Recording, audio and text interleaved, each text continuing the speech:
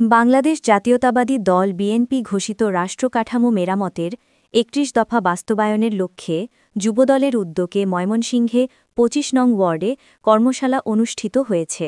মঙ্গলবার বিকেলে সদর উপজেলার দিঘারকান্দা প্রাইমারি স্কুল মাঠে অনুষ্ঠিত এই কর্মশালায় প্রধান অতিথি ছিলেন বিএনপির কেন্দ্রীয় যুবদলের সাবেক সহসাংগঠনিক সম্পাদক, ময়মনসিংহ মহানগর যুবদলের সাধারণ সম্পাদক এবং ময়মনসিংহ ২ ফুলপুর তারাকান্দা আসনের মনোনয়ন প্রত্যাশী জুবার্ড হোসেন শাকিল। কর্মশালায় বক্তব্য রাখেন ২৫ নং ওয়ার্ড কৃষক দলের সভাপতি মিরাজ আলী, ওয়ার্ড বিএনপির যুগ্ম আহ্বায়ক আব্দুল হাই ও সোহাগ, সাবেক কাউন্সিলর মনোয়ার হোসেন বিপ্লব সহ অন্যান্য নেতৃবৃন্দ। অনুষ্ঠানে সভাপতিত্ব করেন ময়মনসিংহ মহানগর ২৫ নং ওয়ার্ড যুবদলের সভাপতি পদপ্রার্থী মোহাম্মদ জলিলুল ইসলাম এবং সঞ্চালনা করেন আব্দুল ইনসান।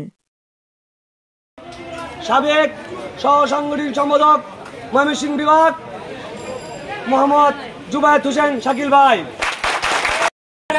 বিএনপি এরকম লোক কমিটিতে আসছে না, তার চিনি না, বাপের নামও চিনি না।